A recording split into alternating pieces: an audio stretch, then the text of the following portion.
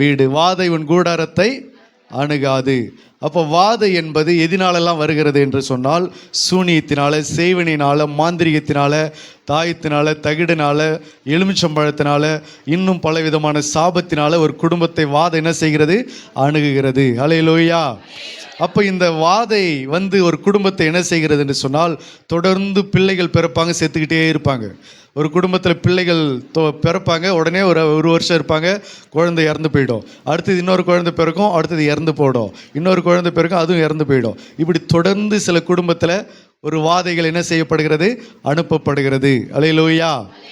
ஒரு குடும்பத்தில் தொடர்ந்து பிள்ளைகள் இறந்து போய்கிட்டே இருந்தாங்க. கிட்டத்தட்ட ஒரு 5-6 பிள்ளைகள் இறந்துட்டாங்க. கடைசியாக ஒரு பிள்ளைகள் பிறக்கிற போது, அந்த பிள்ளைகள், அந்த 5-6 பிள்ளைகள் பிறக்கும்போது அவங்க உலகத்து தெய்வங்களை, உலகத்து கோவில்களை, உலகத்து பரிகாரங்களை அவர்கள் செய்து பார்த்தார்கள். தொடர்ந்து இந்த மாதிரி குழந்தை பிறக்கிறதே, தொடர்ந்து இப்படி இறந்து போகுது அப்படின்னு சொல்லி நிறைய அவர்கள் ஏற்பாடு, நிறைய கோவில் குளம் சுற்றி பரிகாரம் பூஜையெல்லாம் செய்து பார்த்தாங்க. ஆனாலும் அடுத்தடுத்து பிள்ளைகள் பிறக்கிற பிள்ளைகள்லாம் என்ன செய்து இறந்து போகிறதோ அந்த குடும்பம் பார்க்கிறது. அதுக்கப்புறமா ஒரு முடிவுக்கு வந்தாங்க, எல்லா தெய்வத்தையும் கும்பிட்டு பார்த்தாச்சு, இனிமேல் நம்ம கடைசியாக இயேசுவை நம்பி பார்க்கலாம் என்று சொல்லி இயேசுவை தேடி இயேசுவினிடத்தில் வந்து, ஆண்டவரே இந்த பிள்ளை பிறக்குமானால், எத்தனாவது பிள்ளை? 6வது பிள்ளை. இந்த 6வது பிள்ளை இதாவது சாவக்கூடாது ஆண்டவரே, இந்த பிள்ளை பிறந்தது என்று சொன்னால், இந்த பிள்ளை உயிரோடு இருந்தது என்று சொன்னால், அதை உமக்காக நாங்கள் ஒப்பு கொடுத்து உம்மை நாங்கள் ஏற்றுக்கொள்கிறோம் என்று சொல்லி கர்த்தரிடத்தில் அவர்கள் ஒப்பு கொடுத்து கர்த்தரை ஏற்றுக்கொண்டது நிமித்தம் அந்த பிள்ளை சாகவில்லை. அந்த பிள்ளை இன்றைக்கு ஊழியக்காரங்களாக ஊழியம் செய்து கொண்டிருக்கிறாங்க. அல்லேலூயா, அல்லேலூயா. இன்னைக்கு அவங்க ஊழியம் செய்து கொண்டிருக்கிறாங்க. ஆகையினால இப்போ வாதைகள் என்பது தொடர்ச்சியான சில மரணங்கள் குடும்பத்தில் என்ன செய்யப்படும்? அனுப்பப்படும். வாதைகள் என்பது கை கால் முடங்கி போகுது, கை கால் விழுந்துரும், கை கால் இழுத்துரும், அது ஒரு வாதை. தொடர்ச்சியான தற்கொலை நடக்கும், ஒரு குடும்பத்துக்குள்ள தொடர்ச்சியாக தற்கொலை செஞ்சுக்கிட்டே இருப்பாங்க, அது ஒரு வாதை. தொடர்ச்சியாக சில பாவங்கள் குடும்பத்தில் நடந்து கொண்டே இருக்கும், அது ஒரு வாதை. இப்படி பல காரியங்கள் குடும்பத்தில், பல விஷயங்களை கொண்டு ஒரு குடும்பத்தில் வாதைகள் அனுப்பப்படுகிறது. ஆக இந்த வாதைகள் எல்லாம் இந்த மாதிரியான மாந்திரீக சம்பந்தப்பட்ட செயல்களால் அந்த வாதைகள் குடும்பத்திற்கு என்ன செய்யப்படுகிறது? அனுப்பப்படுகிறது. அல்லேலூயா, அல்லேலூயா. அப்போ இந்த வாதைகளை தடுப்பதற்கு என்ன செய்ய வேண்டும்? இந்த வாதைகள் குடும்பத்தை அணுகாமல் இருக்க என்ன செய்ய வேண்டும்? அது மட்டுமல்ல, வாதைகள் என்று சொன்னால் இந்த மாதிரியான காரியங்கள் மட்டுமல்ல, இன்னும் நிறைய விஷயங்கள் வாதையாக நம்ம குடும்பத்தில் செயல்பட்டு கொண்டிருக்கிறது. ஹல்லேலூயா. சில குடும்பத்தில் பார்த்தா படுத்த படுகடியாகவே இருப்பாங்க, அடுத்து படுத்துக்கிட்டே இருப்பாங்க, வியாதியில் விழுந்து கொண்டே இருப்பாங்க. சில குடும்பத்தில் பார்த்தீங்கன்னா சொல்லுவாங்க, ஒருத்தர் கூட நல்ல கல்யாணம் பண்ணவே மாட்டாங்க, ஒருத்தர் கூட நல்ல கல்யாணம் பண்ணவே மாட்டாங்க, தொடர்ந்து தப்பான கல்யாணமாகவே நடந்துக்கிட்டு இருக்கிற ஒரு சில குடும்பத்திலலாம் பார்த்துக்கிறீங்களா? அந்த மாதிரி குடும்பங்களை நல்ல விதமாக நல்ல கல்யாணம் நல்ல நேர்மையாக நடக்காது, தொடர்ந்து அந்த கல்யாணம் தாறுமாறான ஒரு தகாத விதமாக அந்த கல்யாணங்கள் நடந்து கொண்டே இருக்கும். அல்லேலூயா. சில குடும்பத்தில் பார்த்தோன்னா கல்யாணம் பண்ணி வாழ மாட்டாங்க. இதுபோல் நிறைய வாதைகள் பல விதங்கள் உண்டு. இந்த மாதிரியான பல வாதைகள் ஒரு குடும்பத்தில் மனிதர்களுக்கு நடக்கிறது. ஆகையினால இந்த மாதிரி காரியங்களை கொண்டு வாதைகள் குடும்பத்தில் அனுப்பப்படும் போது இந்த வாதைகளை தடுப்பதற்கு நாம் என்ன செய்ய வேண்டும்? இன்னைக்கு வசனம் இருக்குது, வாதை உன் கூடாரத்தை அணுகாது அப்படின்னு சொல்லி. இன்றைக்கி நிறைய பேருடைய வீடுகளில் போய் பார்த்தோம்னு சொன்னால், அந்த வீடுகள் வாசலில் என்ன ஒட்டியிருக்காங்க? வசனங்களை ஒட்டியிருக்காங்க, வாதை உன் கூடாரத்தை அணுகாது என்று சொல்லி. பொல்லாப்பு உனக்கு நேரிடாது, வாதை உன் கூடாரத்தை அணுகாது என்று சொல்லி வசனம் டைட்டில் வாசற்படியில் ஒட்டி இருக்கிறத பார்க்கிறோம். அப்படி ஒட்டிட்டா வாதை வராதா? அல்லேலூயா. வாதை வராது இருப்பதற்கு இந்த வசனம் நமக்கு நல்ல ஒரு பரிச்சயமான, நல்ல பழக்கப்பட்ட, அடிக்கடி நம்ம பயன்படுத்துகிற வார்த்தைகள் இது வசனமாக இருக்கிறது. அப்போ இந்த வாதைகள் வராது இருப்பதற்கு உங்கள் குடும்பத்தில் என்ன செய்ய வேண்டும்? அல்லேலூயா. ஒரு குடும்பத்தில் வாதை வரக்கூடாது என்று சொன்னால் என்ன செய்ய வேண்டும்? வாசிக்கலாம். யாத்திராகமம் புஸ்தகம் 12ஆம் அதிகாரம். யாத்திராகமம் புஸ்தகம் 12ஆம் அதிகாரம் 3வது வசனத்தை வாசிக்கலாம்.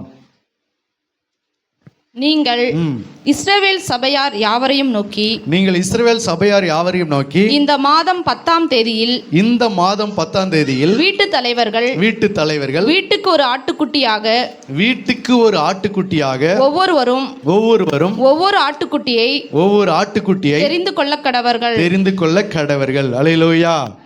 ஆண்டவருடைய ஜனங்கள், இஸ்ரவேல் ஜனங்கள் எகிப்திலிருந்து புறப்பட்ட போது அவர்கள் குடும்பத்தை, அவர்கள் வீட்டை, எகிப்துக்கு உண்டான வாதை, எகிப்தியர்களுக்கு வரக்கூடிய வாதைகள் இவர்கள் வீட்டுக்கு வராதபடிக்கு தேவன் ஒரு ஆலோசனை அன்றைக்கு சொல்லி அவர்களுக்கு ஒரு காரியத்தை ஏற்படுத்தி கொடுத்தார். அல்லேலூயா. ஏனென்று சொன்னால் இவர்கள் எகிப்தியரின் நடுவிலே வாசம் பண்ணுகிறார்கள்.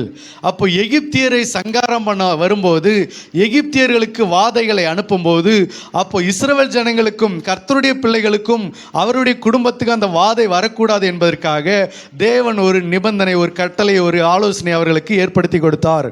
அது என்னவென்று சொன்னால், நீங்கள் இந்த மாதம் 10ஆம் தேதியில் வீட்டு தலைவர்கள் வீட்டுக்கு ஒரு ஆட்டுக்குட்டியாக ஒவ்வொருவரும் ஒவ்வொரு ஆட்டுக்குட்டியை தெரிந்து கொள்ள கடவர்கள். அல்லேலூயா.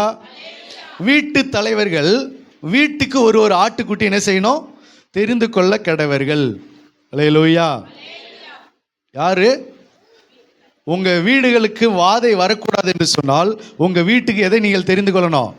ஒரு ஆட்டுக்குட்டியை யார் தெரிந்து கொள்ளணும்? வீட்டு தலைவர்கள் வீட்டுக்கு ஒரு ஆட்டுக்குட்டி என்ன செய்யணும்? தெரிந்து கொள்ள வேண்டும். அல்லேலூயா. அல்லேலூயா. அப்போ வீட்டுக்கு ஒரு ஆட்டுக்குட்டியை தெரிந்து கொண்டு என்ன செய்ய வேண்டும்? 7வது வசனத்தை வாசிக்கலாம். அதன் இரத்தத்தில் கொஞ்சம் எடுத்து தாங்கள் புசிக்கும் வீட்டு வாசலில் நிலைக்கால்களில் இரண்டிலும் நிலையின் மேற்சட்டத்திலும் தெளித்து அன்று ராத்திரியிலே அதன் மாமிசத்தை நெருப்பினால் சுட்டு. அல்லேலூயா. அந்த ஆட்டுக்குட்டியின் இரத்தத்தை எடுத்து நிலைக்கால்களின் 2லும் சைடில் வாசகால் இருக்கு இல்லையா, அந்த வாசகாலில் 2 சைடில் என்ன செய்யணும்? அதை மேலே சைடில் 2த்துலையும் பூசி தெளித்து விடணும். அப்படி தெளித்து விடும்போது 13வது வசனத்தை 12-13 வாசிங்க. அந்த ராத்திரியிலே நான் எகிப்து தேசம் எங்கும் கடந்து போய் எகிப்து தேசத்தில் உள்ள மனிதர் முதல் மிருக ஜீவன்கள் மட்டும் முதற் பேராய் இருக்கிறவைகளை எல்லாம் அதம் பண்ணி எகிப்து தேவர்களின் மேல் நீதியை செலுத்துவேன் நானே கர்த்தர். நீங்கள் இருக்கும் வீடுகளில் அந்த ரத்தம் உங்களுக்கு அடையாளமாய் இருக்கும். அந்த இரத்தத்தை நான் கண்டு உங்களை கடந்து போவேன். நான் எகிப்து தேசத்தை அழிக்கும் போது அழிக்கும் வாதை உங்களுக்கு உள்ளே வராதிருக்கும். அல்லேலூயா. ஆண்டவர் என்ன சொல்றாரு? வாதை உன் கூடாரத்தை அணுகக்கூடாது என்று சொன்னால் நீங்கள் என்ன செய்ய வேண்டும்? வீட்டுக்கு ஒரு ஆட்டுக்குட்டியை வீட்டு தலைவர்கள் என்ன செய்யணும்? தெரிந்து கொள்ள வேண்டும். அந்த வீட்டுக்கு ஒரு தலைவர் அந்த ஆட்டுக்குட்டியை தெரிந்து கொண்டு அதன் இரத்தத்தை எடுத்து வீட்டு நிலைக்கால்களை என்ன செய்யணும்? பூசணும். அப்படி பூசும்போது எகிப்தியரை அழிக்க வரும்போது அந்த வாதை உங்கள் வீடுகளுக்குள்ள அது என்ன செய்யாதிருக்கும்? வராதிருக்கும் என்று கர்த்தர் சொன்னார். அல்லேலூயா. அல்லேலூயா. அப்போ வீட்டு தலைவர்கள் இதை செய்ய வேண்டும். வீட்டுக்குள்ளே ஒவ்வொரு வீட்டுக்குள்ளே யார் இதை செய்யணும்? வீட்டு தலைவர்கள் இதை செய்ய வேண்டும். அல்லேலூயா. வீட்டு தலைவர்கள் யார்? வீட்டுக்காக ஒரு ஆட்டுக்குட்டியை தெரிந்து கொள்ளுகிறவர்களே வீட்டு தலைவர்கள். யாரு? வீட்டு தலைவர்கள்னா யாரு? இந்த உலகத்தில் வீட்டு தலைவர்னா யாரு? கணவன், மனைவி. வீட்டு தலைவி யாரு? மனைவி. வீட்டு தலைவன் யாரு? கணவன். அரசாங்கத்தை பொறுத்த வரைக்கும் யாரு தலைவன்? கணவன் தான் தலைவன். யாரு தலைவி? மனைவி தான் தலைவி. அல்லேலூயா.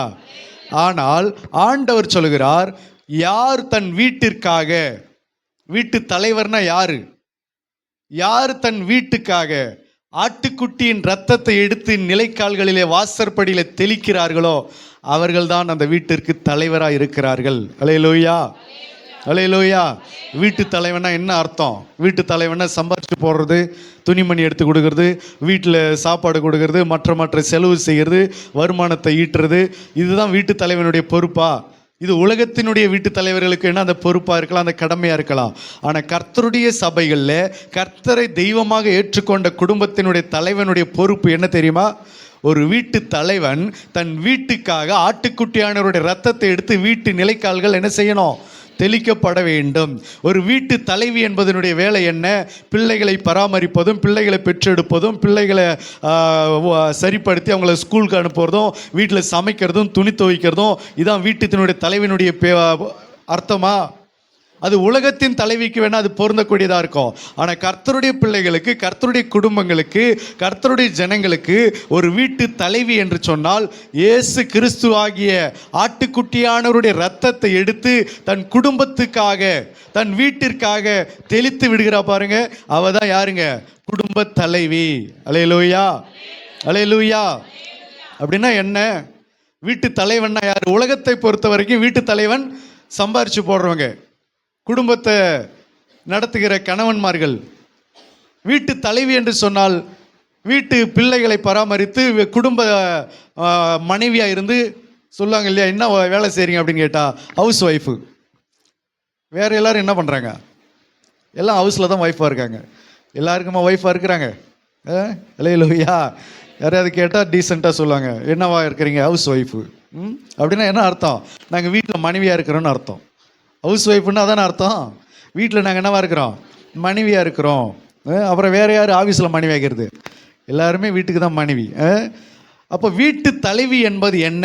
வெறும் துணி துவைச்சு போகிறது, சமைக்கிறது, சாப்பாடு செய்கிறது, பிள்ளைகளை பராமரிப்பது, வந்தவங்களை உபசரிப்பது, வீடு வாசலை சுத்தம் பண்ணுவது, இது மட்டுமே வீட்டு தலைவியினுடைய பொறுப்பு கிடையாது.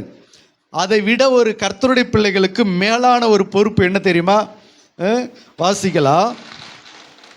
எபிரேயர் புஸ்தகம் 11:7. 11:31. எபிரேயர் 11:31. விசுவாசத்தினாலே ராகாப் என்னும் வேசி வேவுக்காரனை சமாதானத்தோடு ஏற்றுக்கொண்டு கீழ்ப்படியாதவர்களோட சேதமாகாது இருந்தால். அல்லேலூயா. ராகாப் என்கிற ஒரு பெண், யாரு? ராகாப் என்கிற ஒரு பெண்ணு தன்னுடைய குடும்பம் அழியக்கூடாது என்று சொல்லி யோசுவாவால் அனுப்பப்பட்ட வேவுகாரரை, தூதர்களை ஏற்றுக்கொண்டு அவர்களுக்கு அடைக்கலம் கொடுத்து தன் வீட்டுக்காக, தன் குடும்பத்துக்காக, தன் குடும்பம் அழியக்கூடாது என்பதற்காக ஒரு காரியத்தை செய்து அவர்களை தப்புவித்து அவர்களை அனுப்பிவிட்டா பாருங்க. அந்த ஜனங்களோடு கூட, தன்னுடைய ஜனங்களோடு கூட அழிந்து போகக்கூடாது என்று சொல்லி தேவனுக்கு பயந்து தன் குடும்பம் ரட்சிக்கப்படுவதற்காக ஒரு காரியத்தை செய்தா பாருங்க. யோசுவாவினுடைய தூதர்களை ஏற்றுக்கொண்டு வேவுகாரர்களுக்கு இடம் கொடுத்து வீட்டிலே பதுங்க வைத்து அவர்களை பத்திரமா பாதுகாத்து அனுப்பினா பாருங்க. அவள் தான் வீட்டுக்கு தலைவி. அல்லேலூயா. அந்த வீட்டில் புருஷன் இருந்தார்கள், அதாவது தகப்பன் இருந்தார்கள், மற்றவர்கள் சகோதர சகோதரிகள் அநேகம் பேர் இருந்தார்கள். ஆனாலும் அந்த வீடு ரட்சிக்கப்படுவதற்காக ஒரு காரியத்தை செய்தால் பாரு, ஒரு ராகாப் என்கிற வேசி, அவள் தான் வீட்டுக்கு தலைவி. அல்லேலூயா. ஏன் அப்படின்னா, ஒரு வீட்டுக்குள்ள வாதை வரக்கூடாது என்று சொன்னால் அந்த வீட்டின் வாதை வராதபடிக்கு அந்த காரியத்தை ஏற்படுத்த வேண்டியது யாருடைய பொறுப்பு என்று கர்த்தர் சொல்லுகிறார்? வீட்டுக்கு ஒரு தலைவன், வீட்டு தலைவர்கள். அல்லேலூயா. அப்போ ஒரு குடும்பம் ரட்சிக்கப்படுவதற்காக, ஒரு குடும்பம் காப்பாற்றப்படுவதற்காக, எகிப்தியர்களுக்கு வரக்கூடிய வாதைகள் தன் குடும்பத்தில் வரக்கூடாது என்பதற்காக ஒரு ஆட்டுக்குட்டியை தெரிந்து கொண்டு அதன் இரத்தத்தை எடுத்து வாசற்படியில் தெளித்து விடுகிறவர்களே தூதர்கள். அவர்கள் தான் வீட்டு தலைவர்கள். அல்லேலூயா. அப்போ அந்த பொறுப்பை செய்யாதவர்கள், அவர்கள் என்ன கிடையாது? தலைவர்கள் கிடையாது. அவர்கள் உலகத்துக்கு பிரகாரமாக தலைவர்கள், உலகம் பார்க்கிற பிரகாரமாக தலைவர்கள், அரசாங்க அங்கீகரிப்பின்படி தலைவர்கள். ஆனால் ஆவிக்கேற்றபடி அவர்கள் என்னவா இல்லை? தலைவர்களா இல்லை. அல்லேலூயா. நீங்கள் எத்தனை பேர் தலைவராக இருக்கிறீங்க உங்கள் குடும்பத்தில்? நீங்கள் வீட்டுக்கு தலைவியா? நீங்கள் தலைவி என்று சொன்னால் ஒரு ஆட்டுக்குட்டியை நீங்கள் தெரிந்து கொள்ள வேண்டும். ஏன்? உங்கள் குடும்பத்தை சேர்ந்த மனிதர்கள் அழியக்கூடாது என்று சொன்னால், எகிப்தியருக்கு உண்டான வாதைகள் உன் குடும்பத்துக்குள்ள, உன் கூடாரத்துக்குள்ள நுழையக்கூடாது என்று சொன்னால் நீ ஆட்டுக்குட்டி என்ன செய்யணும்?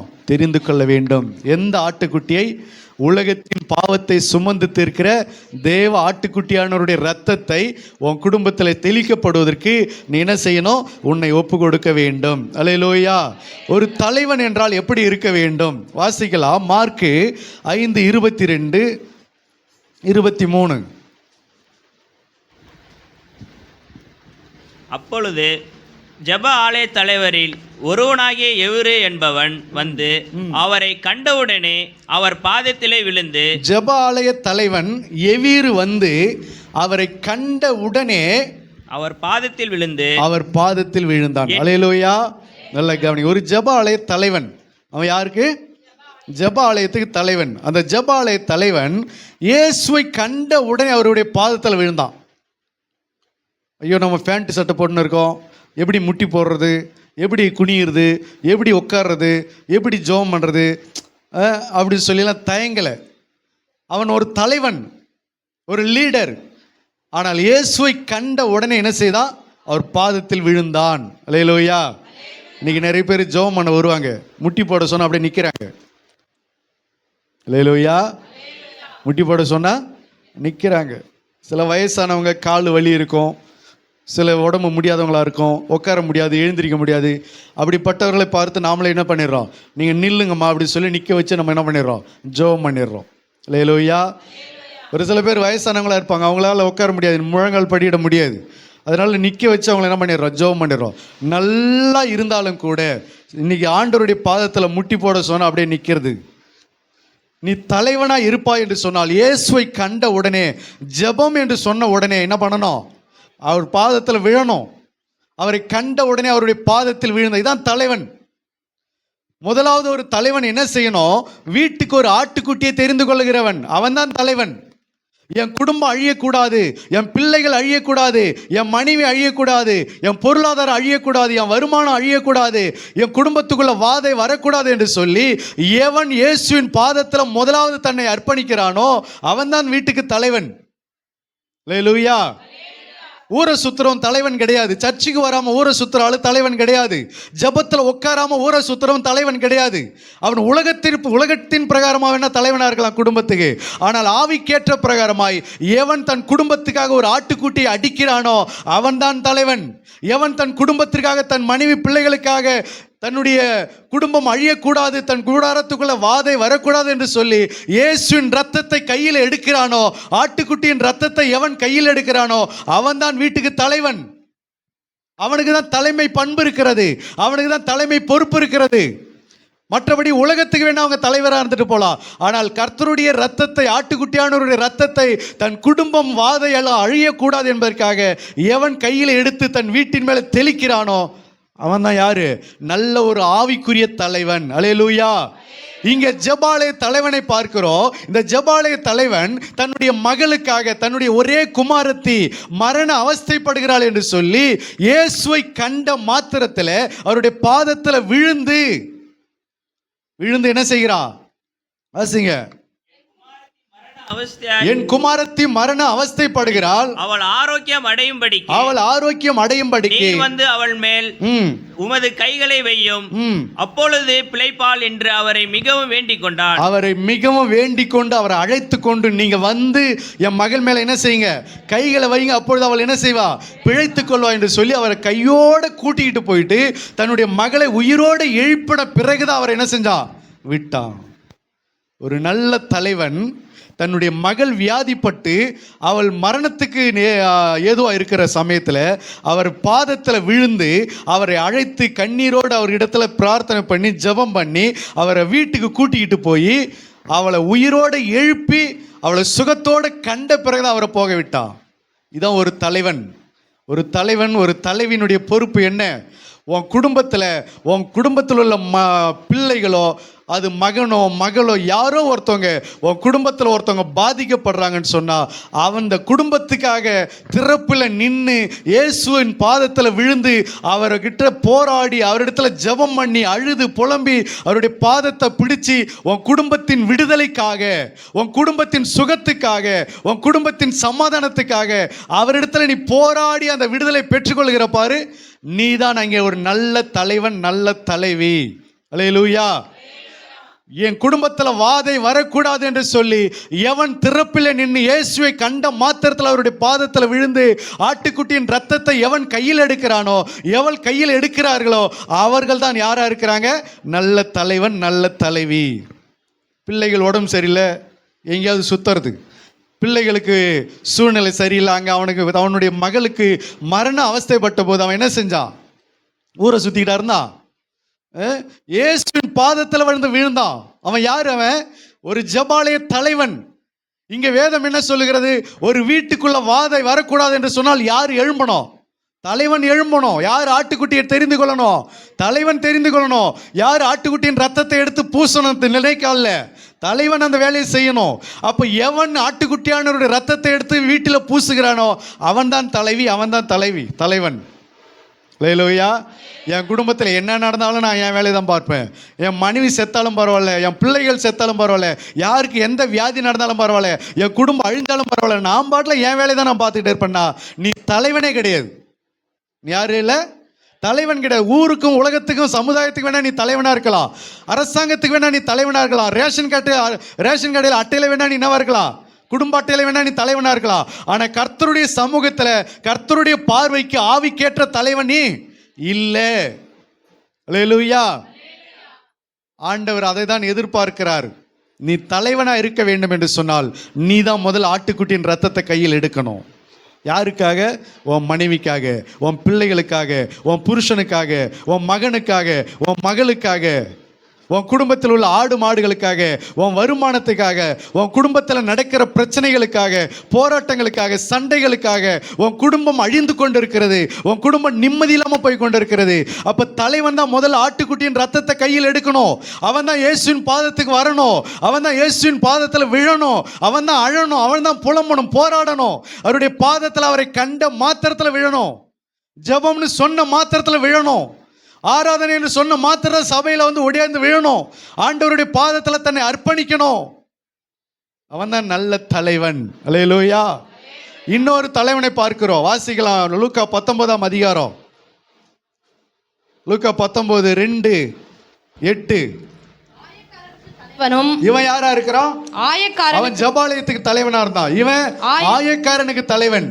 இவன் என்ன செய்கிறான் பாருங்க. ஐஸ்வர்யவானுமாய் இருந்த ஆயக்காரனுக்கு தலைவனும் ஐஸ்வர்யவானுமாய் இருந்த சகேயு என்னப்பட்ட ஒரு மனுஷன். 8வது வசனம் வாசிங்க.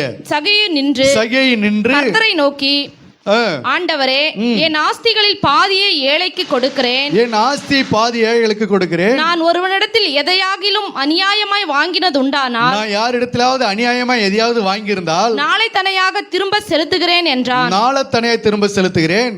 என் ஆஸ்தியை நான் பாதி என்ன செஞ்சிடறேன், ஏழைகளுக்கு கொடுக்கிறேன் என்று சொன்னான். 9வது வசனம் என்ன சொல்கிறது பாருங்க. இயேசு அவனை நோக்கி, இன்றைக்கு இந்த வீட்டிற்கு ரட்சிப்பு வந்தது. அல்லேலூயா. தன் பாவங்களை அறிக்கையிட்டு தன்னுடைய வழிகளை சரிப்படுத்தி சீர்படுத்தி அநியாயமாய் செய்த காரியங்களை எல்லாத்தையும் சரிப்படுத்தி இயேசுவின் பாதத்தில் அறிக்கையிட்டு தன் குடும்பத்துக்கு ரட்சிப்பை வாங்கி தருகிறான் பாருங்க.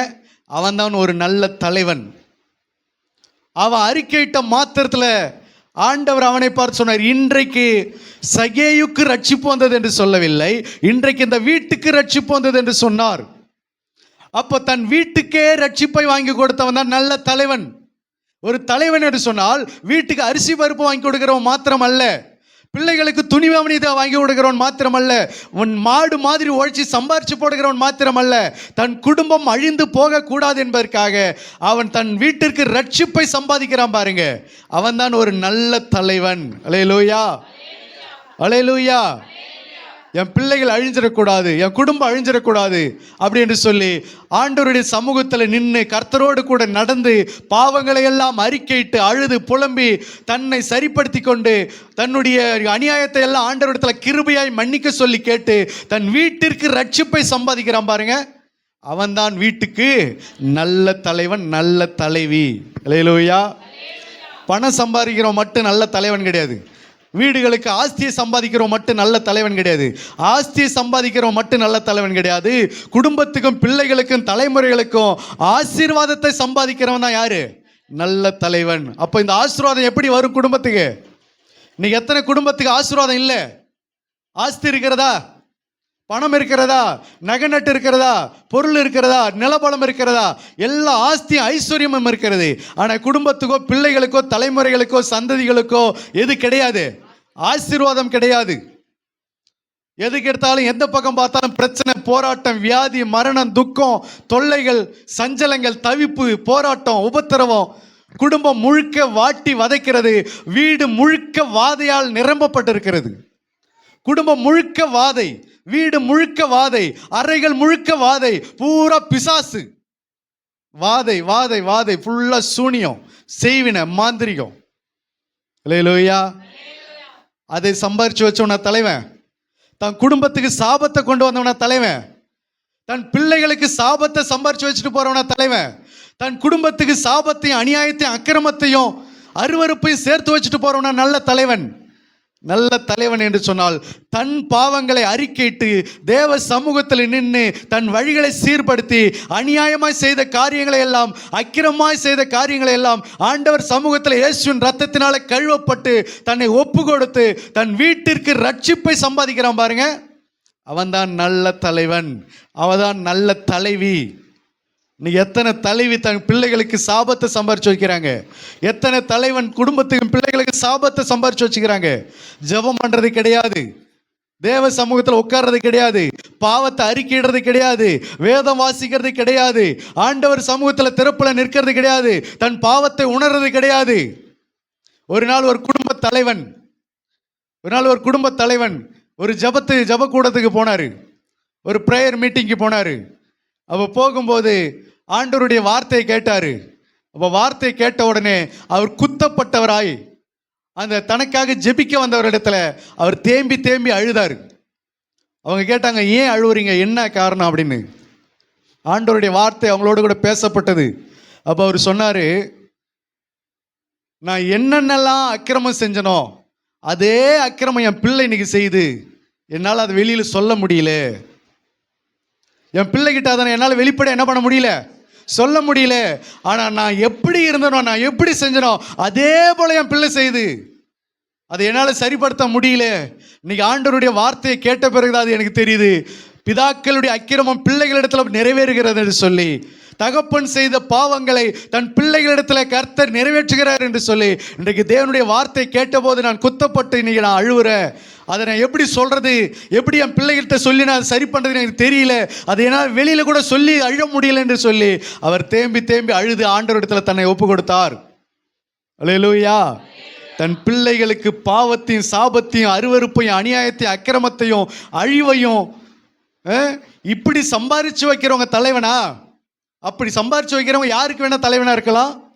உலகத்துக்கும் சொந்த பந்தங்களுக்கும் உலகத்தின் அங்கீகாரத்தின்படி அவர்கள் தலைவராக இருக்கலாம். ஆனால் கர்த்தருடைய பார்வைக்கு அவர்கள் தலைவர்கள் கிடையாது. அல்லேலூயா. எவன் தன் குடும்பத்துக்கு சாபத்தை சம்பாதித்து வைக்கிறானோ அவன் தலைவன் கிடையாது. எவன் தன் குடும்பத்துக்கு ரட்சிப்பை சம்பாதித்து வைக்கிறானோ அவன் தான் வீட்டுக்கு நல்ல தலைவன். எவன் ஆட்டுக்குட்டியின் ரத்தத்தை எடுத்து தன் குடும்பத்துக்காக வாசற்படியில் தெளிக்கிறானோ அவன் தான் நல்ல தலைவன். அல்லேலூயா, அல்லேலூயா. இன்னைக்கு நிறைய பேர் என்ன நினச்சிட்டாங்க, என் வீட்டுக்காக நான் மாடா உழைக்கிறேன், நான் உழைக்கலாம் எப்படி சாப்பிடுவீங்க, நான் சர்ச்சுக்கு வந்துட்டா எப்படி சாப்பிடுவீங்க, எப்படி துணிமணி கட்டுவீங்க, நான் ஜபத்தில் உட்காந்துட்டா இதெல்லாம் எப்படி நீங்கள் அனுபவிப்பீங்க, அது இல்லைன்னா வாழவே முடியாதா? நீ சம்பாதிக்கலன்னா கர்த்தர் அப்படியே எல்லாரையும் மண்ணில் போட்டு மறைச்சிடுவாரா? ஒவ்வொரு மனுஷனையும் யார் படைத்தார்? கர்த்தர் படைத்தார். ஒவ்வொரு மனுஷனுக்கும் உடுத்துவதும் உண்ணவும் குடிப்பதும் எல்லாவற்றையும் ஆயத்தம் பண்ணி வைத்திருக்கிறவர் கர்த்தர். அதனால தான் ஆண்டவர் சொன்னார், காகங்களை கவனித்து பாருங்கள், உண்ணவும் உடுக்கவும் உடைக்காகவும் நீங்கள் என்ன செய்யாதீங்க, கவலைப்படாதீர்கள் என்று கர்த்தர் சொன்னார். ஒவ்வொருவருக்காகவும் ரத்தம் சிந்தினவர் கர்த்தர். நல்லோர் மேலும் தீயோர் மேலும் மழையை பெய்ய பண்ணி சூரியனை உதிக்க பண்ணினவர் கர்த்தர். நீ சம்பாரிச்சு போடலாம், யாரும் பிழைக்கவே முடியாதா? சொல்லுங்க பார்க்கும். எத்தனை தகப்பன் இன்னைக்கு இறந்துட்டாங்க தெரியுமா? அந்த பிள்ளைகளை இன்னைக்கு சாப்பிடாம விட்டாங்களா, இல்லை சம்பாதிக்காம விட்டாங்களா, வாழாம விட்டுட்டாங்களா, இல்லை உயிரோட இல்லாம செத்து போயிட்டாங்களா? எத்தனை தாய்மார்கள் இன்னைக்கு தன் பிள்ளைகளை வச்சுக்கிட்டு புருஷன் இல்லாமல் வாழ்ந்து கொண்டு இருக்கிறாங்க. எத்தனை பிள்ளைகள் தாயும் இல்லாமல் தகப்பனும் இல்லாமல் இன்னைக்கு பெரிய பெரிய போஸ்டிங்கில் இருக்கிறாங்க. ஹாஸ்டலில் வளர்ந்து அநாத ஸ்தலத்தில் வளர்ந்து படித்து பெரிய ஆள் ஆகி இன்னைக்கு பெரிய பெரிய பட்டதாரியாக நிற்கிறாங்க. நீ விட்டுட்டா யாருமே பிழைக்க மாட்டாங்களா?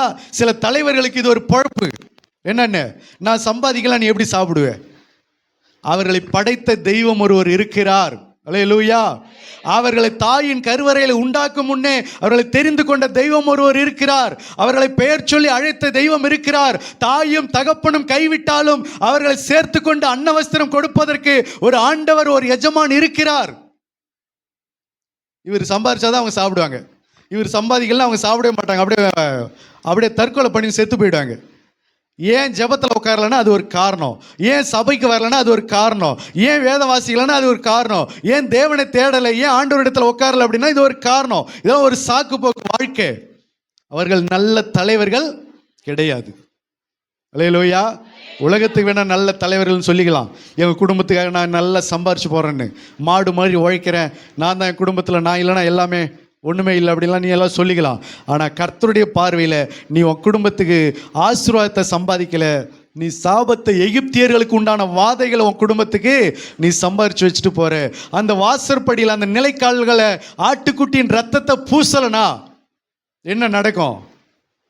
எகிப்தியருக்கு உண்டான வாதை இந்த வீட்டுக்குள்ளே நுழையும். உலகத்தாருக்கு உண்டான வாதை இந்த குடும்பத்துக்குள்ள நுழையும். ஊர் உலகத்தில் என்னென்ன நடக்கிறதோ அது இந்த குடும்பத்துக்கு நடக்கும். நீ ஞானஸ்தானம் எடுத்திருந்தாலும் சரி, நீ ஞானஸ்தானம் எடுக்காத போயிருந்தாலும் சரி, எப்போ இயேசு கிறிஸ்துவின் ரத்தத்தை, ஆட்டுக்குட்டியான ஒரு ரத்தத்தை உன் குடும்பத்துக்காக நீ பூசப்படவில்லையோ அங்கே எகிப்தியர்களுக்கு உண்டான வாதை, உலகத்துக்கு உண்டான வாதை, கீழ்ப்படியாதவர்களுக்கு உண்டான சேதம் உன் குடும்பத்தில் நுழையதான் செய்யும். அல்லேலூயா. அப்படி ஒரு வேளை நீ திறப்பில் நின்று ஆட்டுக்குட்டியின் ரத்தத்தை எடுத்து உன் குடும்பத்துக்காக, உன் பிள்ளைகளுக்காக நீ நிலைக்கால்கள் மேலே பூசுகிற ஒரு நல்ல தலைவனாய் இருப்பாய் என்று சொன்னால் ஆண்டவர் சொல்கிறார், வாதை உன் கூடாரத்தை அணுகாது, பொல்லாப்பு உனக்கு நேரிடாது. அல்லேலூயா. அல்லேலூயா. ஒரு தலைவன் தன் மகளுக்காக இயேசுவின் பாதத்தில் விழுந்தான்.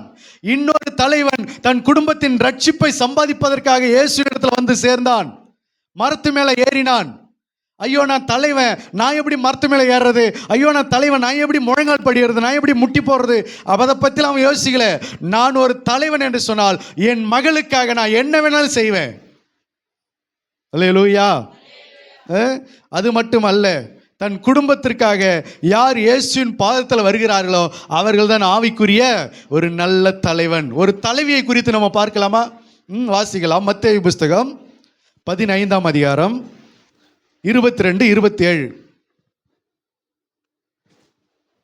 அப்பொழுது அந்த திசைகளில் குடியிருக்கிற கானானிய ஸ்திரீ ஒருத்தி அவரிடத்தில் வந்து, ஆண்டவரே, தாவீதின் குமாரனே. கானானிய ஸ்திரீ ஒருத்தி ஆண்டவரிடத்தில் வந்து, தாவீதின் குமாரனே, ஆண்டவரே, தாவீதின் குமாரனே, எனக்கு இறங்கும், எனக்கு இறங்கும். என் மகள் பிசாசினால் கொடிய வேதனைப்படுகிறாள். என்னுடைய மகள் பிசாசினால் கொடிய வியாதினால் வேதனைப்படுகிறாள் என்று சொல்லி கூப்பிட்டாள்.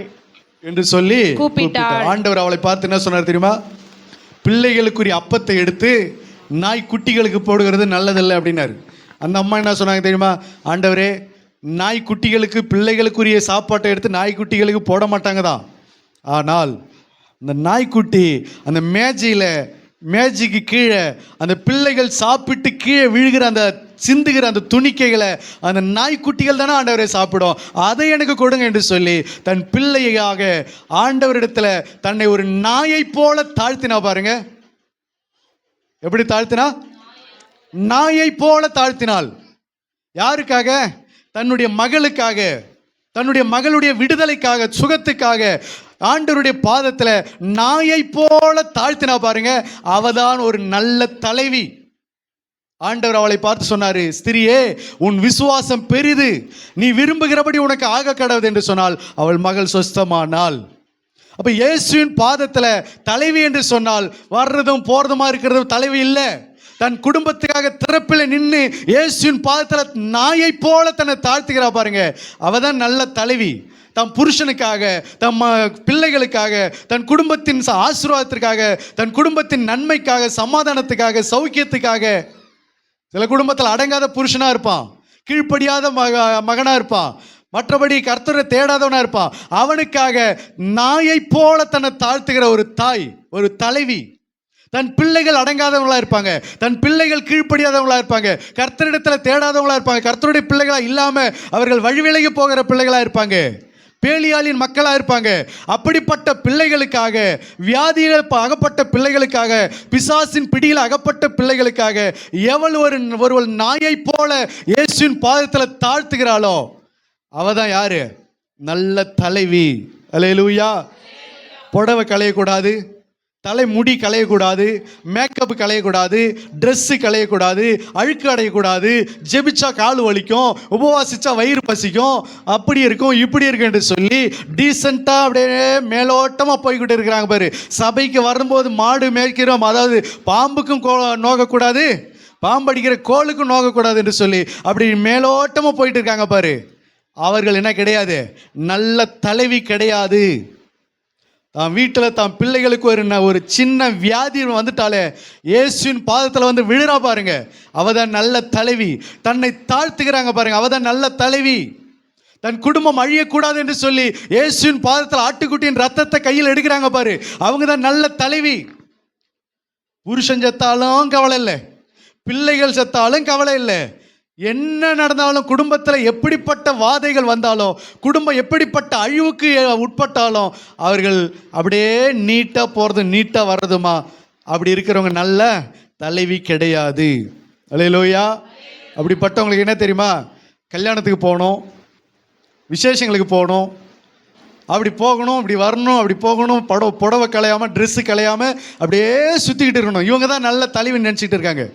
அப்படியே நகை நட்டு போட்டுக்கிட்டு அப்படியே ஜாலியாக அப்படி சுற்றிக்கிட்டு இருக்கிறாங்க பாரு, அவங்க தான் நல்ல தலைவி நினச்சிக்கிட்டாங்க. இல்லை, நாயை போல இயேசுவின் பாதத்தில் உன்னை தாழ்த்துகிற பாரு உன் குடும்பத்துக்காக, நீ தான் நல்ல தலைவி. அல்லேலூயா.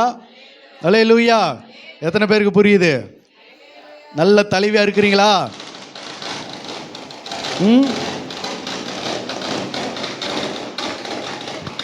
அல்லேலூயா. நல்ல தலைவியாக இருக்க ஆசைப்படுறீங்களா? நல்ல தலைவியாக இருக்கிறீங்களா? புருஷன் செத்தாலும் கவலை இல்லை, பிள்ளைகள் செத்தாலும் கவலை இல்லை, பேர பிள்ளைகள் செத்தாலும் கவலை இல்லை, வீடு அழிஞ்சாலும் கவலை இல்லை, வீடு ஒழுவினாலும் கவலை இல்லை, நிலம் அழிஞ்சாலும் கவலை இல்லை, எதை பற்றியும் கவலை இல்லை. நம்ம பாட்டில் நான் என் வேலையை பார்க்குறேன், அப்படி இல்லை. உன் குடும்பத்துக்காக திறப்பில் நீ நிற்கிறையா? உன் குடும்பத்துக்காக ஆட்டுக்குட்டியை தெரிந்து கொள்கிறியா? உன் குடும்பத்துக்காக ஆட்டுக்குட்டியின் ரத்தத்தை கையில் எடுக்கிறியா? உன் குடும்பத்துக்காக எல்லார் மீதும் பூசப்படுறியா, தெளிக்கப்படுறியா? உன் குடும்பத்துக்காக தன்னை ஒடுக்குகிறியா? உன் குடும்பத்துக்காக உன் சரீரத்தை அர்ப்பணிக்கிறியா? உன் குடும்பத்துக்காக விழித்திருக்கிறியா? உன் குடும்பத்துக்காக உபவாசிக்கிறியா? உன் குடும்பத்துக்காக எவ்வளோ நேரானாலும் ஜெபிக்கிறியா? உன் குடும்பத்துக்காக தூக்கத்தை இழக்கிறியா? உன் குடும்பத்துக்காக சாப்பாட்டை இழக்கிறியா? உன் குடும்பத்துக்காக எதையும் செய்ய ஆயத்தமாக இருக்கிறியா? இயேசுவின் பாதத்தில் நீ தான் நல்ல தலைவி, நீ தான் அந்த வீட்டுக்கு நல்ல தலைவி. அல்லேலூயா. அல்லேலூயா. நிறைய பேர் என்ன நினச்சிட்டு இருக்காங்க? குடும்ப வேலையை மட்டும் கவனிச்சிட்டு இருந்தால் தலைவி தலைவன் அப்படின்னு நினச்சி இல்லை. ஆட்டுக்குட்டியின் ரத்தத்தை யார் கையில் எடுக்கிறார்களோ அவர்கள் தான் யாராக இருக்கிறாங்க? நல்ல தலைவி. அல்லேலூயா. ஆட்டுக்குட்டியின் ரத்தத்தை கையில் எடுக்கிறது கிடையாது. ஆனால் என்னது? வாதையின் கூடாரத்தை அணுகக்கூடாது. இருக்குமா? அணுகாமல் இருக்குமா? அணுகுமா? எகிப்தியருக்கு உண்டான வாதை உன் குடும்பத்துக்கு வராமல் இருக்குமா? வருமா? வரும். அல்லேலூயா. ஜெபிச்சா வலிக்குது, உபவாசிச்சா வலிக்குது, ஆண்டவர் சமூகத்தில் வீழ்த்திருந்தா வலிக்குது, எல்லாமே பிரச்சனை இருக்குது அப்படின்னு சொன்னால் நீ நல்ல தலைவியாக இருக்க முடியாது.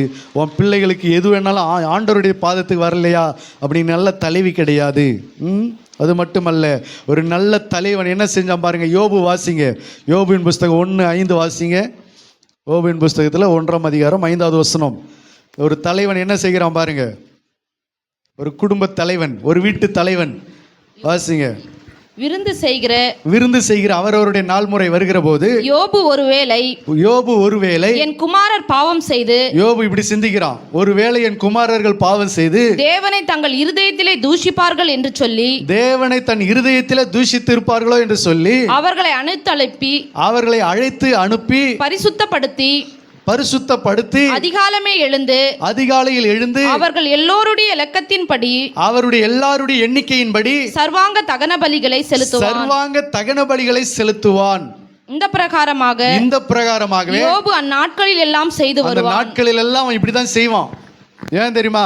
ஒவ்வொரு நாளும் என் பிள்ளைகள் ஏதாவது பாவம் செஞ்சிருப்பாங்களோ, என் பிள்ளைகள் ஏதாவது இருதயத்தில் பாவம் செஞ்சிருப்பாங்களோ, வெளிப்படையே என் பார்வைக்கு அவங்க ஒன்றும் செய்யலதான், ஆனால் ஒருவேளை இருதயத்தில் என் தேவனை தூஷித்திருப்பாங்களோ, இருதயத்தில் அந்தரங்கத்தில் ஏதாவது பாவத்தை செஞ்சிருப்பாங்களோ என்று சொல்லி அவர்களை ஆளு விட்டு அவர்களை அழைத்து வர சொல்லி அனுப்பி, அவர்களுடைய எண்ணிக்கையின்படி எத்தனை பிள்ளைகள், 10 பிள்ளைகளா, 10 பிள்ளைகளுக்கும் 10 ஆடு மாடுகளை தெரிந்து கொண்டு அந்த 10 பிள்ளைகளுக்காக சர்வாங்க தகன பலியிட்டு அவருடைய பாவத்துக்காக பலியிட்டான் பாருங்க, ரத்தத்தை சிந்தினான் பாருங்க.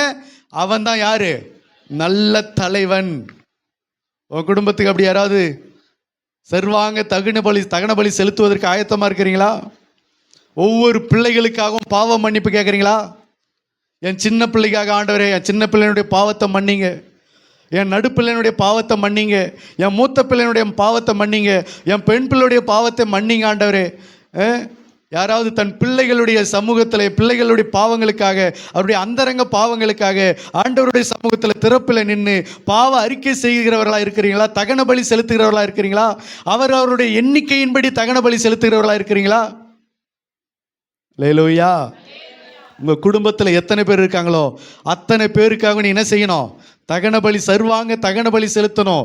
ஏன், என்ன தகன பலி எப்படி செலுத்துவேன்? ஒவ்வொருத்தருடைய பாவத்துக்காக நீ தேவ சமூகத்தில் என்ன செய்யணும்? அறிக்கையிட வேண்டும். நான் நல்லா இருந்தால் போதும், நான் சரியாவனா போதும், நான் நல்லா இருந்தால் போதும், எனக்கு மட்டும் சாப்பாடு கிடைச்சா போதும், எனக்கு மட்டும் தூக்கம் கிடைச்சா போதும், எனக்கு மட்டும் அது கிடைச்சா போதும்னு சொல்லி என் பிள்ளைகள் எங்கே வாழ்ந்தா என்ன, எப்படி போனா என்ன, அவங்க எதிர்காலம் எப்படி இருந்தா என்ன, என் பிள்ளைகளை நல்லா படிக்க வச்சா மட்டும் போதும், என் பிள்ளைகளுக்கு நல்லா சம்பாரிச்சு வச்சா மட்டும் போதும்னா நீ நல்ல தலைவி கிடையாது, நீ நல்ல தலைவன் கிடையாது.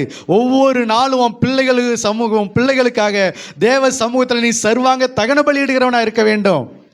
உன் குடும்பத்தில் 4 பிள்ளையோ 5 பிள்ளையோ 7 பிள்ளையோ 3 பிள்ளையோ 2 பிள்ளையோ 1 பிள்ளையோ, ஒவ்வொரு பிள்ளைகளுக்காகவும் நீ தேவ சமூகத்தில் அவருடைய பாவங்களுக்காக என்ன செய்யணும்? ஆண்டவரிடத்தில் அறிக்கையிடணும். ஒரு வேளை என் பிள்ளைகள் ஏதாவது தப்பு செஞ்சுருக்காங்களோ, என் பிள்ளைகள் ஸ்கூலுக்கு போகும்போது ஏதாவது செஞ்சுருப்பாங்களோ, என் பிள்ளைகள் விளையாட போன இடத்துல ஏதாவது செஞ்சாங்களோ, என் பிள்ளைகள் கல்யாணத்துக்கு போன இடத்துல ஏதாவது செஞ்சாங்களோ, என் பிள்ளைகள் பிழைக்க போன இடத்துல, வேலைக்கு போன இடத்துல, படிக்க போன இடத்துல, காலேஜுக்கு போன இடத்துல எங்கேயாவது ஏதாவது தப்பு செஞ்சுருக்கிறாங்களோ, எந்த பிள்ளையை பற்றியுமே நீ அறிக்கையிடல, எந்த பிள்ளைக்காகவும் நீ கவலைப்படலை. ஆனால் ஜெபம் பண்ணுறேன்ற என்ன ஜெபம் பண்ணுறேன்னு தெரியல. உன் பிள்ளைகளுக்காக என்னத்தை ஜெபம் பண்ணுற சொல்லு பார்க்கும். உன் பிள்ளைகளுடைய பாவத்தை அறிக்கையிடுறியா நீ? ஆண்டவரே, நாங்கள் செஞ்ச பாவம் என் பிள்ளைகளுக்கு வரக்கூடாது ஆண்டவரே, அறிக்கையிடுறியா? என் தலைமுறை பாவம் என் சந்ததிக்கு வரக்கூடாது ஆண்டவரே, அறிக்கையிடுறியா? இன்னைக்கு நாங்கள் செய்த அக்கிரமம் என் பிள்ளைகளுக்கு அது வரக்கூடாது ஆண்டவரே, அறிக்கையிடுறியா? அல்லேலூயா, அல்லேலூயா. திறப்பில் நிற்கணும். ஆட்டுக்குட்டியை தலைவன் தெரிந்து கொள்ளணும். ஆட்டுக்குட்டியின் ரத்தத்தை கையில் எடுக்கணும். தன் வீட்டு பிள்ளைகள் மேலே பூசப்படணும், தெளிக்கப்படணும். இயேசு கிறிஸ்துவின் ரத்தம் சகல பாவங்களையும் நீக்கி அது சுத்திகரிக்கிறதா இருக்கிறது. அல்லேலூயா. அதனால தான் சொல்றாரு, இதை நீ செய்யும்போது ஒரு நல்ல தலைவனா, ஒரு நல்ல தலைவியா இதை நீ செய்வாய் என்று சொன்னால் ஆண்டவர் சொல்கிறார், வாதை உன் கூடாரத்தை அணுகாது. எகிப்தியர்களுக்கு உண்டான வாதை உன் குடும்பத்துக்குள்ள நுழையாது. எகிப்தியரோடு கூட உன் குடும்பம் சங்கரிக்கப்படாது. சும்மா வாதை உன் கூடாரத்தை அணுகாது அப்படின்னு வசனம் ஓட்டிட்டா மட்டும் போதுமா? வாயால் சொல்லிட்டா போதுமா? உன் குடும்பத்துக்காக நீ ஆட்டுக்குட்டி நீ அடிக்கணும். உன் குடும்பத்துக்காக ஆட்டுக்குட்டியின் ரத்தத்தை நீ கையில் எடுக்கணும். அவர்களுக்கு அன்றைக்கு ஆட்டுக்குட்டி அடிக்க வேண்டிய சூழ்நிலை ஏற்பட்டது. ஆனால் இன்றைக்கு நாம் அடிக்க வேண்டிய ஆட்டுக்குட்டி அல்ல, ஏற்கனவே நமக்காக அடிக்கப்பட்ட உலகத்தின் பாவத்தை சுமந்து தீர்க்கிற தேவ ஆட்டுக்குட்டி நமக்காக அவர் அடிக்கப்பட்டிருக்கிறார். அவருடைய இரத்தத்தை எடுத்து நம்முடைய குடும்பத்தின் மீது தெளிக்கப்பட வேண்டியது நாம் தலைவர்களாக இருக்க வேண்டிய நம்முடைய பொறுப்பு, அது நம்முடைய அவசியம். அல்லேலூயா. அப்போதான் சொல்றாரு, வாதை உன் கூடாரத்தை அணுகாது, பொல்லாப்பு உனக்கு நேரிடாது. அல்லேலூயா, அல்லேலூயா. அதனால கர்த்தருடைய பிள்ளைகள் குடும்பத்தில் வாதை நுழையக்கூடாது என்று சொன்னால் என்ன செய்யணும்? தலைவன் ஏற்படணும், தலைவி ஏற்படணும். அல்லேலூயா. தலைவனும் தலைவியும் தூங்கக்கூடாது. யாரு தலைவன்? சம்பாரிச்சு போடுறவன தலைவன்.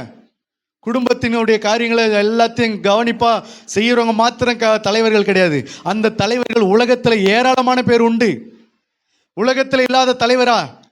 உலகத்தில் எத்தனை தலைவர்கள் தன் குடும்பத்துக்காக எவ்வளவு பாடுபடுறாங்க, எவ்வளவு உழைக்கிறாங்க. ஒரு தலைவனை குறித்து கேள்விப்பட்டேன். ஒரு குடும்ப தலைவன், அவர் சொல்றாரு, ஒரு பிஸ்னஸ் பண்றாரு. அவர் சொல்றாரு, ராத்திரி 11 மணிக்கு போய் படுப்பாரு, நைட்டு 12 மணிக்கு போய் படுப்பாரு, காலையில் 2 மணிக்கெல்லாம் எழுந்திருவார். படுக்கிறது எத்தனை மணி நேரம்? 12 மணிக்கு தான் போய் படுப்பார். எழுந்திருக்கிறது 3 மணிக்கு எழுந்துருவார், 2 மணிக்கு எழுந்துருவார். இது ஒரு நாள் 2 நாள் இல்லை, ரெகுலராக நடக்கிற ஒரு காரியம். அவர் பிஸ்னஸ் பண்ணுறாரு, பிஸ்னஸ் குடும்பத்திற்காக பிஸ்னஸ் பண்ணுறாரு. அப்போ அவர் தூக்கத்தை எழுந்து பிள்ளைகளுக்காக 24 மணி நேரமும் ஒரு 2 மணி நேரம் தான் அவர் தூங்குறது. மீதி காலையில் கிளம்புனாருன்னு சொன்னால் அவர் அந்த பிஸ்னஸ்லேயே தான் இருப்பார். அவர் ராத்திரி பிஸ்னஸ்லாம் முடிச்சுட்டு வீட்டுக்கு வர்றது 12 ஆகிடும், 11 ஆகிடும். அவர் தூங்கி எழுந்து திரும்ப 2 மணிக்கு 3 மணிக்கெலாம் எழுந்துருவார். அப்போ இது ரெகுலராக அவருடைய தூக்கம் எவ்வளோதான்? குறைந்தபட்சம் 2 மணி நேரம் 3 மணி நேரம், அவ்வளோதான் அவருடைய தூக்கமே. அப்போ மீதி நேரம் தன் குடும்பத்துக்காக உழைத்து நிறைய வீடுகளை சம்பாதிச்சு நிறைய பிள்ளைகளை படிக்க வச்சு பெரிய பெரிய ஆட்களை அவங்க உருவாக்கி இருக்கிறாங்க. ஆனால் ஆஸ்தியை சம்பாதிச்ச தலைவன் அவர். குடும்பத்துக்காக ஆசீர்வாதத்தையோ ரட்சிப்பையோ சம்பாதிக்காத தலைவர்கள். அல்லேலூயா. அந்த தலைவனை விடவா நீ சம்பாதிச்சிருவ? சொல்லுங்க பாக்க. நீ நிறைய தலைவனுக்கு என்ன செய்ய டைம் இல்லை, ஜெபிக்க நேரம் இல்லை, சர்ச்சுக்கு போக நேரம் இல்லை, தேவ சமூகத்தில் கர்த்தரை ஆராதிக்க நேரம் இல்லை, ஆண்டவருடைய வசனத்தை காது கொடுத்து கேட்கறதுக்கு காது இல்லை, நேரமும் இல்லை, உட்கார்றதுக்கு சமயம் இல்லை. ஏன்? பிஸ்னஸ், உழைக்கணும், ஓடணும், சம்பாதிக்கணும். ஒன்று தெரிஞ்சுக்க, இப்படியே ஆட்டுக்குட்டியானுடைய ரத்தத்தை நீ கையில் எடுக்காத ஓடிக்கிட்டு இருக்கிறன்னு சொன்னால் உன் குடும்பத்துக்கு நீ ஆசீர்வாதத்தை சம்பாதிக்கல, ஆசித்தையை தான் மட்டும்தான் சம்பாதிக்கிற, பணத்தை மட்டும்தான் சம்பாதிக்கிற, ரட்சிப்பை சம்பாதிக்கல. அல்லேலூயா. அதற்கு இன்னைக்கு உதாரணமாக எத்தனையோ குடும்பங்கள் இருக்குது. அந்த குடும்பத்தில் ஆஸ்தி இருக்குது, ஐஸ்வர்யம் இருக்குது, திரளான நிலபலம் இருக்கிறது. அந்த குடும்பத்தில் என்ன கிடையாது? நிம்மதி கிடையாது. நிம்மதி என்பது, சமாதானம் என்பது துல்லியம் கிடையாது. இதுக்கு என்ன காரணம்? ஆட்டுக்குட்டியானவருடைய ரத்தத்தை கையில் எடுக்காம ஓடி ஓடி ஓடி சம்பாரிச்சு நீ தலைவன் என்று சொல்லி வாழ்ந்து கொண்டிருக்கிற பாரு, அதுதான் உன் குடும்பத்துக்குள்ள எது நுழைஞ்சிருச்சு? வாதை உன் குடும்பத்துக்குள்ள நுழைந்து விட்டது. அல்லேலூயா. எகிப்தியருக்கு உண்டான வாதை உன் குடும்பத்தில் நுழைஞ்சிருச்சு. அப்படின்னா என்ன அர்த்தம்? கர்த்தரை அறியாத ஜனங்க குடும்பத்தில் என்னென்னலாம் நடக்குமோ அது உன் குடும்பத்தில் நடக்குது. ஞானஸ்தானம் எடுத்து உன் குடும்பத்தில் அது நிறைவேறுது. ஆண்டவரை அறியாத ஜனங்களுடைய வாழ்க்கையில் என்னென்னலாம் நடக்கிறதோ அது உன் குடும்பத்தில் நடக்கிறது, அதை விட அதிகமாக நடக்கிறது. ஆனால் பேருக்கு தான் நீ என்னவா இருக்கிற? கிறிஸ்தவளா இருக்கிற, தலைவனா தலைவியா இருக்கிற. ஆனால் ஆட்டுக்குட்டியானுடைய ரத்தத்தை கையில் எடுக்காத தலைவனா இருந்து என்ன பிரயோஜனம்? ஆட்டுக்குட்டியானுடைய ரத்தத்தை கையில் எடுத்து தன் நிலைக்கால்கள் மேல் பூசப்படாத ஒரு தலைவியா இருந்து என்ன பிரயோஜனம்? ஆகினால நீங்கள் நல்ல தலைவனாக இருக்க வேண்டும் என்று சொன்னால் திறப்பில் நிற்க வேண்டும். வாசிங்க எசேக்கியேல் 22:30 வாசிங்க, முடிக்கலாம். எசேக்கியேலின் புத்தகம் 22:30. நான் தேசத்தை அழிக்காதபடிக்கு திறப்பிலே நிற்கவும் சுவரை அடைக்கவும் தக்கதாக ஒரு மனுஷனை தேடினேன், ஒருவனையும் காணேன். ஆண்டவர் சொல்ற, தேசத்துல திறப்பில் நிற்கவும் சுவரை அடைக்கவும் ஒரு மனுஷனை தேடின, ஒருவனையும் காணேன்றார். ஒரு குடும்பத்தினுடைய வாதைகளை சரிப்படுத்த, ஒரு குடும்பத்தினுடைய பிரச்சனைகளை தடுக்க ஒரு குடும்பத்தில் யார் வேணும்? திறப்பில் நிற்கிற ஒரு தலைவன் வேணும். ஆட்டுக்குட்டியை தெரிந்து கொள்கிற ஒரு தலைவன் வேணும். ரத்தத்தை கையில் எடுத்து பூசப்படுகிற ஒரு தலைவன் குடும்பத்துக்கு வேண்டும். அல்லேலூயா, அல்லேலூயா. உன் குடும்பத்துக்காக இன்னும் யார் நிற்கிறா? யோசிச்சு பாரு. உன் குடும்பத்துக்காக யார் திறப்பில் நிற்கிறா? உன் குடும்பத்துக்காக யார் உபவாசிக்கிறா? உன் குடும்பத்துக்காக யார் ஜெபிக்கிறா? என் குடும்பத்தில் யாரும் ஜெபிக்கிற ஆளே கிடையாது. என் குடும்பத்தில் யாரும் வேதம் வாசிக்கிற ஆளே கிடையாது. என் குடும்பத்தில் யாரும் தேவனை தேட மாட்டாங்க. என் குடும்பத்தில் யாரும் சர்ச்சுக்கு போக மாட்டாங்க. அப்படியே போனால் அது ஒரு கடமைக்காக தான் இருக்கும். அப்படி சும்மா நீட்டாக போவோம், நீட்டாக வந்துடுவோம். சர்ச்சில் நாங்கள் எந்த வேலையும் செய்ய மாட்டோம், குடும்பத்தையும் வந்து ஆண்டவர் பாதத்தில் உட்கார மாட்டோம். இப்படி இருந்தால் எங்கள் குடும்பத்தில் இருக்கிற பிரச்சனை மட்டும், வாதைகள் மட்டும் என்ன ஆயிடணும்? கம்ப்ளீட்டாக சரியாயிடணும். எப்படி சரியாகும்? இப்படி சரியாகாது. உன் குடும்பத்தில் ஒரு எவீர்வை போல, ஒரு ஜபாலய தலைவனாகி எவீர்வை போல ஆண்டவருடைய பாதத்தில் விழணும். ஒரு ஆயக்காரனுக்கு தலைவனை போல, ஒரு சகியாவை போல இயேசுவின் பாதத்தில் நிற்கணும். தன் குடும்பத்தாருடைய ரட்சிப்புக்காக, ஒரு யோபுவை போல தன் பிள்ளைகளுக்காக ஆண்டவருடைய சமூகத்தில் சர்வாங்க தகன பலி இடணும். ஒரு ராகாப் என்கிற ஒரு வேசியை போல வேவுகாரரை ஏற்றுக்கொண்டு, தேவ தூதரை ஏற்றுக்கொண்டு, அவருடைய வார்த்தைக்கு கீழ்ப்படியணும். ஊழியக்காரனை ஏற்றுக்கொண்டு ஊழியக்காரனுடைய ஆலோசனைக்கும் வார்த்தைக்கும் பிரசங்கத்துக்கும் கீழ்ப்படியணும். அவதான் நல்ல தலைவி. அல்லேலூயா. இன்னைக்கு நிறைய தலைவிக்கு சம்பாதிக்கவும் சாப்பிடவும் துணி துவைக்கவே நேரம் சரியா இருக்குது, ஜபத்தில் உட்கார நேரம் சரியா இருக்க மாட்டேங்குது. அல்லேலூயா. ஆகையினால வாதை உன் கூடாரத்தை அணுகக்கூடாது என்று சொன்னால் நீ என்ன செய்யணும்? ஆட்டுக்குட்டியான வீட்டுக்கு ஒரு தலைவன் ஆட்டுக்குட்டியின் ரத்தத்தை எடுத்து நிலைக்கால்கள் மேல் பூசப்படும் போது எகிப்தியருக்கு உண்டான வாதை உன் குடும்பத்துக்குள்ளே நுழையாது. வாதை உன் கூடாரத்தை அணுகாது, பொல்லாப்பு உனக்கு நேரிடாது. கர்த்தர் உங்களை ஆசீர்வதிப்பாராக. ஆமேன். எழுந்து நிற்போம்.